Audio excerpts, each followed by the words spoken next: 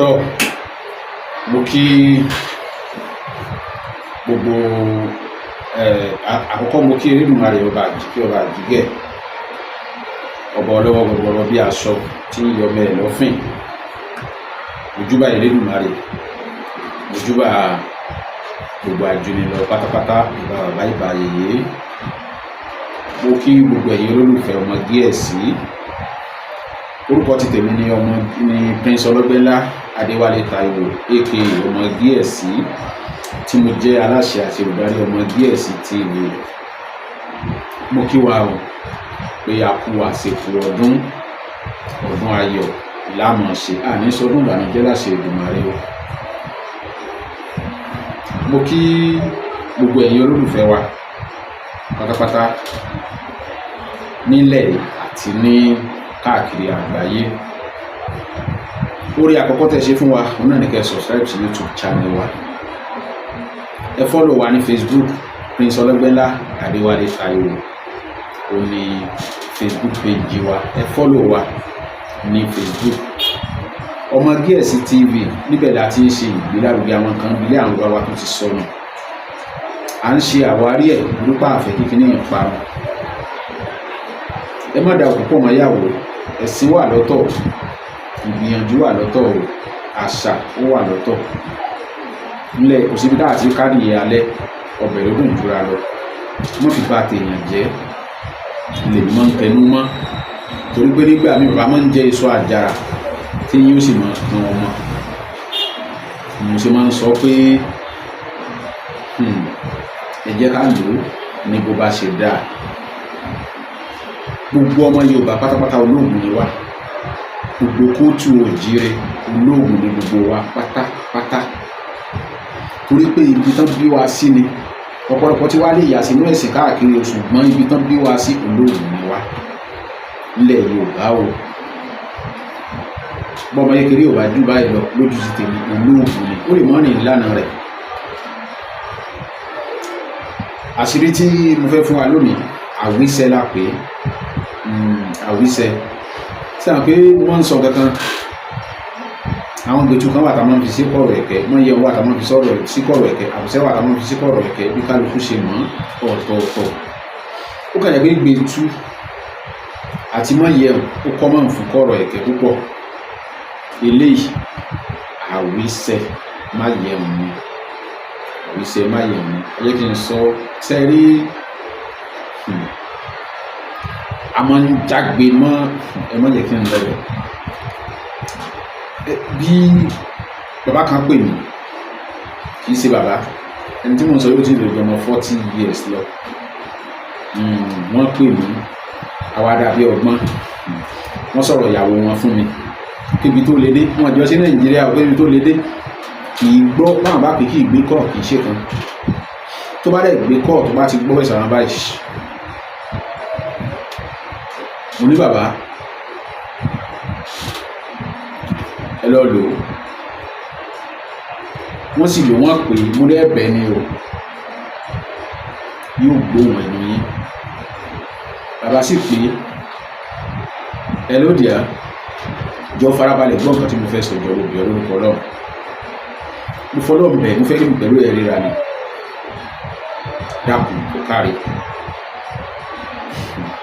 Bàbá ní nǹkan tó jẹ́ àwọn lójú ni pé wọ́n á béèrè pé ní ibo. Àwọn sọ fún pé ọ̀dọ̀ àwọ̀rẹ́ àwọn táwọn wà, táwọn ti ní scott nígbà tó ti lé àwọn kúrò lé níbẹ̀ lọ́dọ̀ ẹni báyìí láwọn wà kó wá bá wọn bẹ̀. Ó sì wà bá wọn. Ní ẹni tó jẹ́ pé àwọn sì pé ní alẹ́ àná tí ò gbé kọ́, tó bá sì gbé kọ́ kò jọ èpè kò jọ kan ní iṣẹ́ ní fi ránṣẹ́. Òun ni òǹkọ́ Ọlọ́run ń fi àṣẹ sí púpọ̀ àti ìyẹ̀wò láì mọye ọ̀nà Ọlọ́run dẹ́ fàṣẹ sí, ṣùgbọ́n wọ́n fi ṣèkà. Irú ẹni tí mò ń sọ yìí ọmọ méjì ló ní obìnrin yẹn ti bí fún kó tó lè kúrò ní sẹ́yìn pé bẹ́ẹ̀ yẹ àwọn obìnrin ló ní àṣẹ ló lẹ́nu jù. Ọlọ́run ó gbà fún wa. Kí lẹ́ bá mi wá? Ẹ bá mi wá àfòmọ́ ara ògiri tó bá jẹ́ funfun, ó ti yé àwọn ọ̀jọ̀gbọ́n ẹ bá mi wá koríko apá ọ̀tún ẹyọ kan, koríko apá òsì ẹyọ kan, orí ẹnu gbòǹgbò ọ̀nà, orí ẹnu gbòǹgbò ọ̀nà, àṣẹ òkété àti igi kùkùté àtàtàrí àjà kan. A wà la kọ̀ọ̀kan láyà, a kó àwọn nǹkan ẹ̀ sí, tá a bá ti kó sí, a wà jó, tá a bá ti jó tí a bó ti wà ní ẹ̀tù. Tí wọ́n wá fẹ́ lò á wà wò akẹsẹ̀, a tẹ̀ báyìí, a tẹ̀ wò akẹsẹ̀ báyìí, àfọmárò gírí funfun a fi lé, a wà kó àwọn ẹ̀tù yẹn a kò lè, tá a bá kó lè tán a wà dì ní kò bẹ̀rẹ̀. Tí a bá ń dì ní kò bẹ̀rẹ̀ tán, kí lẹ́ bá ń ṣe sí ẹ lọ rẹ́ sí inú ilé sálámọ́, ọjọ́ méje yóò lò ní ilé sálámọ́ kẹ́ tó lọ kó. Tẹ́ bá lọ mú, tẹ́ bá ti mú tán ẹ jù sí kọ̀rọ̀ ẹ̀kẹ́ ẹ lọ.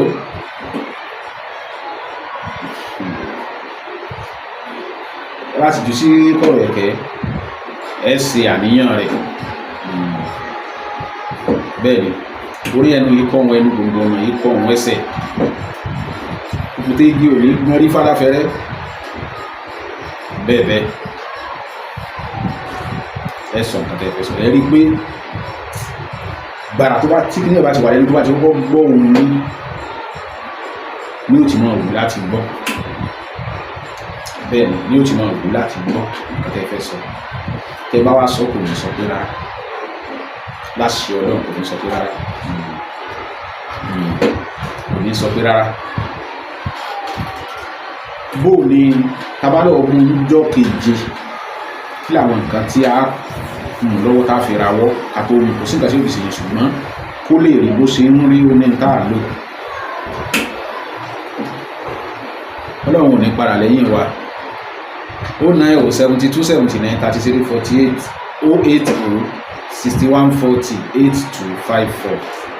Gẹ́gẹ́ bí mi ṣe máa sọ, tẹ́ bá ní ìbéèrè lórí àwọn àṣìṣe tá a bá fílẹ̀, ẹ mọ̀ pé wá, ẹ mẹ́sẹ̀jì wa ní WhatsApp ni a máa reply yín. Ẹ mẹ́sẹ̀jì wa ní WhatsApp a máa reply yín.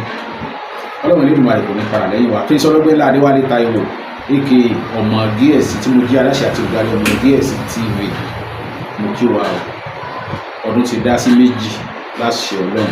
Ẹ̀mí wa ò ní dá méjì o, ẹ̀mí wa tó rí àárín ọdún yìí yóò rí òpin ẹ̀ láṣẹ Ọlọ́run, láṣẹ Elédùmarè. Mo kí wa lẹ́ẹ̀kan sí ẹ ṣé o. Gbogbo ọmọ Gíẹ̀sì fans club pátá ni mo kí nílé lóko, ẹ kéré òkú délé o láṣẹ Ọlọ́run, ẹ ní sàṣẹ tí o. Ok, àṣírí kan ń bọ̀ lójú ọ̀nà tí mo fẹ́ fi sílẹ̀.